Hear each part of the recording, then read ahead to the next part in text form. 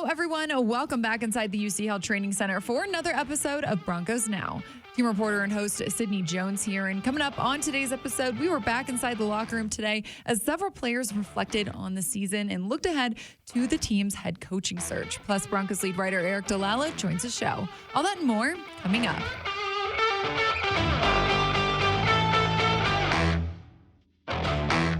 With Sunday's 31-28 win over the Los Angeles Chargers, the Broncos' 2022 season came to an end. Today, the team held their end of the season open locker room media availability, and we had the chance to talk to several players. Defensive lineman Deshaun Williams reflected on his season and just how much the guys in this locker room this season have meant to him. It was one of those seasons that, we had so much hype going into it. It wasn't playoff or bust. It was more like Super Bowl or bust, and we didn't meet none of those standards. But I can say, man, this group of guys and these coaches, man, each week in and week out, man, we handled it the best way we could. And obviously the record is a record, but I don't think nobody should hang their head on that.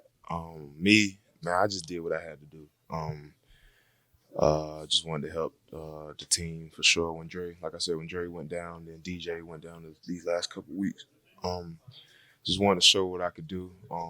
I have made a statement in camp that my game got better, and I think y'all seen that. I think the coach has seen that. The film don't lie. But man, this year, man, it was a lot of ups and downs. But man, this locker room, man, it's probably one of the best locker rooms I've been a part of, man. I'm gonna miss these guys.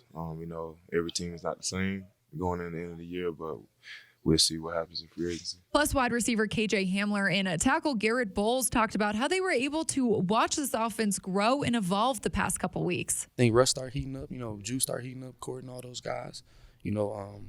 Guys that, got bumped up making plays. My boy Marlon Mack over there making plays, things like that. So, everybody got a little piece to this team. So, I just think, come this off season, everybody got to come together. Maybe the receivers go out to San Diego and work with Russ for a few more times. Cut their time out of they training and go, bond with him. I know I am. So, just got to put everything into play. I think we have a lot of great players. Everyone was making plays. The ball just wasn't bouncing all right. And you all saw I love 3 dearly. I think Russ is a phenomenal quarterback that can lead us to victory. You saw what he can do last night. I mean, the deep ball is impressive when he can roll out and throw a dime down the middle. Where most quarterbacks probably throw that out of bounds. He's hitting Jerry down the sideline right before halftime. To give us a score. That's just who he is. When we get the right pieces around him, the right offense, and get him where he needs to be. The sky's the limit for us. We're all frustrated. We want to make the playoffs. We want to be, back to where we need to be. I know you guys have seen, the success in this facility, and we need to bring that success back. The fans deserve that. The people here in Colorado deserve that. We deserve that. The players that have been here a long time. So I feel like we have the owners in the right place to lead us to where we need to be. And as the organization looks ahead to the head coaching search, Bolles and Hamler talked today about the qualities they hope to see in their next head coach. I think it's always valuable when you have a coach that that's been successful or has coached in this league a long time. It's hard. It's hard just to come in and think you have all the answers. You know what I'm saying? You got to surround yourself with key people. You got to surround yourself with people that have been in this league and that understand this league, because this league can, chew you up and spit you out. That's just the reality of the NFL. You got to know who you are. You got to be consistent. So having a consistent coach is going to be vital for us. Somebody that's disciplined, somebody that has accountability, and that doesn't break their rules. That's what we need. We need a tough guy to come in here and a true leader that can lead this ship to victory, and that's what we need. I just want a coach who want to win. Not saying Hack didn't want to win or nothing like that. Hack was a great coach. Appreciate Hack to the fullest, to be honest. I still got to call him and text him. I know it's been a tough time for him. But just coming here to work. A coach that not gonna play around. We just want to coach to win. That's basically it. I think we got all the pieces to win. I know we do. we just got to put everything together and just find that connection through the coaching staff, through everybody outside of here, from the teammates to the doctors and the physical therapists and things like that. So once we put everything together, we'll be going to be fine. And tight ends Greg Dulcich and Alberto Cuebanam and center Lloyd Cushenberry discuss the type of team the Broncos' next head coach will be getting. I think they'll see right away that these are guys who play for each other. And that's, I think, the biggest thing in this league is you got guys who love each other, guys who, want to go out there, play their hardest because of the guy next to them, and that's what's going to, make us successful. I think the biggest thing is just, we got a team full of guys who want to win. And I feel like that's been evident every Sunday, win or loss. There's never I don't think you can ever turn on the tape and say there's lack of effort from either side of the ball. So I think that's the biggest thing to be optimistic about. I feel like when we get a new staff in here, we just once we put the pieces together and get everything gelling, we have a lot to look forward to. I really think we have a great locker room. We got great leaders, guys like Russell, of course, Justin Simmons, other guys, Kareem Jackson, all those vets that are really good locker room guys, and we really have a good culture, in my opinion. We just got to continue to build on that, and just want whoever they bring in to know, man, we're gonna buy in. We're gonna do whatever we can because we know this organization, the standard has not been good, these last few years. So we know we got to get back to those standards, and that's what we're willing to do. Now joining me here inside the Broncos podcast studio is Broncos lead writer Aric DiLalla. Aric, thanks for joining me again today on this Monday. Nice to see the team finish the season off strong with a win last night at home. What do you, just think last night's win really just meant for this team as they, finish the season there? Yeah, I think a couple of things. One, just nice to get a win, have that excitement, have that happiness, that joy, as Jerry Rosburg keeps putting it, to not end the season on a sour note. I do think that's important, and it helps the vibe of these guys as they're packing up their stuff and parting ways in the facility. No two teams are ever alike. So the fact that you get to share that memory with those guys, I do think is important. And you heard Jerry Rosburg in the victory speech say, to a lot of people, they'll never remember this game ever again. And to us, it's a win. It's a chance we had to go out here and compete. It's important to us. He gave game balls to everybody in the room. So that obviously shows the importance of it from that standpoint. Yeah. But then I think, more importantly, the fact that you beat a playoff-bound team in the Chargers who, Sydney, I don't know about you, but I didn't think we were going to see Justin Herbert at all. No. And he ends up playing most of the game into the fourth quarter. It's not until the Broncos go up 11 that he's pulled out of the game, and the Chargers actually cut the lead after he left. But I think the fact that you did that against a playoff-bound team, against their starters, a team that's playing hard, and you showed some glimpses of what you can expect, some foundational pieces just in terms of how to play football and how to play winning football. We heard Russell Wilson talk about that, Jerry Rosburg talk about that. I mean, I do think that that's important, what you've seen over the last couple of weeks here in terms of just playing fundamentally sound football, seeing Russell Wilson play a little bit better. And when you look at all that, listen, these two games, a close loss to the Chiefs and a win over the Chargers, doesn't mean anything in the standings for next year, but I do think it shows, hey, you get a good head coach in place. A lot of this stuff can be repeated, and in my opinion, be repeated quickly, and now all of a sudden, you're not looking at 5-12, you're looking at a team that's right there in the mix. So it's a lot to take away from just one game, but I think the way the Broncos played demonstrates that, and for me, I went into it thinking, hey, I'll take the Chargers backups just so the Broncos can get a win and we can talk about a victory. But the fact that they did play their starters and the Broncos still won, man, that's great. Yeah, well, looking specifically at this offense here, Aric, what did you just, like about what they were able to do versus the Chargers? A season high, 31 points for them. What specifically was working so well? Yeah, and a lot of yards. It had been several years, I think, since the Broncos put up that many yards on offense. A few things. One, on that first possession, you saw the Broncos, I think it was only their second opening drive touchdown of the year. Yeah. They used different formations. They used creative motions, trying to test the Chargers' eyes, making sure that they're, sound in their assignments and getting some easy completions. All those things stood out to me. And then you took that stuff in a solid run game with Latavius Murray, who Deshaun Williams said today is aging like fine wine, which I know we can both appreciate, said. Yes, we love wine. The fact that you're able to marry that ground game with Russ then throwing the ball deep. Right. That's how you play winning football. That's how you score a lot of points. And I think the fact that it didn't go super great early for the Broncos, they had that initial touchdown drive, but then they struggled a little bit to find their footing until the final moments of the second quarter. The Broncos were kind of stuck at that 10-point mark. The fact that they were able to show explosiveness and score that quickly, that's a really good sign for next year, because it's not like the Broncos scored on every drive or every drive was great and they scored 31 points. There was still a lot of room for improvement. They turned the ball over a couple of times with a muff punt, with a kind of a fluky interception.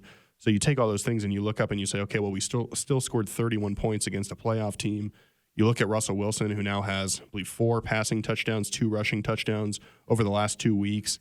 That's the Russell Wilson that we all expected. And so you keep that going, you're going to be in really good shape moving forward. Yeah, Russ has definitely looked like the old Russell a lot more the past few weeks here. Aric, I know Russ talked for a while after the game yesterday. What kind of did you just gather about maybe his focus and determination, heading into the offseason and where this team can go? Yeah, I mean, he has no question that he can get back to that level of play, that this team can get back to where they want to go. I think it'd be easy after this year, and maybe even most people would just lower expectations and say, okay, well, when you traded for Russell Wilson, the expectation was to compete for world championships. You won 5 games this year. Maybe let's just say, okay, well, now the goal is to get to the playoffs or have a winning record. Yeah. Russell Wilson's goals have not changed. He still wants to win a championship, win multiple championships, still has that belief in himself. Obviously, when you play like you did the last 2 weeks, it's easier to have that, and you've seen, I think, kind of signs that Russ can still play that way, but you can tell it's been frustrating for him. He even kind of joked. He was like, a reporter said, I kind of watch you and I wonder what happened. And Russ said, I've kind of felt the same way at times. Yeah. And so I know that it's frustrated him, but he's determined to get this right. Said he was going to be up at 5:30 today to get started for next season. So we know the type of dedication. And listen, these guys they're convinced that Russ can do that. We heard Garett Bolles today talk about that. Yeah. Cortland Sutton said after the game he expects Russ to play at a Pro Bowl, all-pro type level. And that obviously would be a huge jump, but it's not out of the realm of possibility. If Russ plays the way he did the last 2 weeks, you're looking at 34 touchdown passes and about 15 interceptions, another 15 rushing touchdowns. That's a lot to maintain for the whole season, but it shows you, hey, if you play at that level and you expand it out, this is now the type of quarterback we're talking about. This is a guy who you're not winning with, you're winning because of. And that's a big difference, and I think the Broncos, they're capable of doing that with Russ. Definitely. Well, looking ahead, Aric, this team has a lot of players who are about to become unrestricted free agents. Yeah. Draymond Jones, Deshaun Williams, Dalton Reisner, just to name a few there, Latavius Murray. I guess just over the next couple months here, what can we expect from that? Yeah, I mean, obviously the Broncos have a little bit of time here to talk to their own guys. You kind of see at this point, if deals haven't gotten done, that things are a little bit quiet until we get to free agency. It's possible that in the days leading up, you see a deal. I personally wouldn't think anything would happen until you have a new head coach in place. With that transition, you're bringing in a new scheme, probably, especially offensively, maybe defensively as well. With those things, you want your coach, I think, to be able to help you in the evaluation of those players. Who do we want on this team? Who do we want to bring in? Obviously, there's, Latavius Murray is an example of a guy that lots of people in the locker room want to see back. Yeah. Deshaun Williams wants to be back. But you just kind of have to see what happens here. And sometimes, not everybody can be back. And that's the tough part of this business. I mentioned it's the last time that this team will ever be together in this current iteration. But it's part of what makes this game fun. What makes it possible for you to complete these year-to-year turnarounds is that the Broncos, they're going to be able to go get some pieces in free agency if they want. They're going to be able to add some guys in the draft. They're going to be able to bring back some of these guys if they want. And, of course, the franchise tag is always an option. Not for everybody, obviously, but maybe Draymond Jones could be a possibility there. You kind of hear about that in February, so maybe a little bit sooner in terms of the decision there. But, it'll be interesting to see. We talk about the coach, and obviously that's the main focus right now, but building this roster, there are holes that need to be filled. There are pieces that need to be put in place, so something to watch carefully. Definitely. Well, Aric, last one here for you. As ownership really dives into this head coaching search now, what are some of the names that you've seen reported, and what do you like about some of those candidates? Yeah, well, I mean, there's been a lot of today. Certainly today, some names have started to pop up. We saw Jim Harbaugh, Sean Payton reported over the weekend. Yep. Russell Wilson spoke really glowingly about Sean Payton. He's, I think, played for him at the Pro Bowl before. Obviously, knows Drew Brees really well. Jim Harbaugh popped up, and Russell talked about how much respect he has for him and what, he doesn't know him as well, but knows the coach he is. Obviously, from competing against him when he was in San Francisco and Russ was in Seattle. Yep. Russ brought up Dan Quinn. That's another name that we've seen the Broncos have reportedly requested to interview. He was a finalist here last year, defensive-minded head coach, took the Falcons to a Super Bowl. We've seen some other names, Raheem Morris, D'Amico Ryans. So a lot of good choices. I would say, obviously, looking at those guys, with the exception of D'Amico Ryans, the common thread is experience and the fact that they've done this before. Right. And we'll see which way Greg Penner and the search committee decides to go. I think you do need to keep an open mind.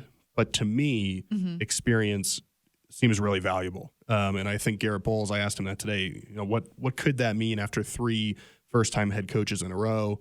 He basically said, listen, you don't have to just set everything up. You have an understanding of what needs to be in place, how to do certain things. You can set that standard. Yeah. You know that it works.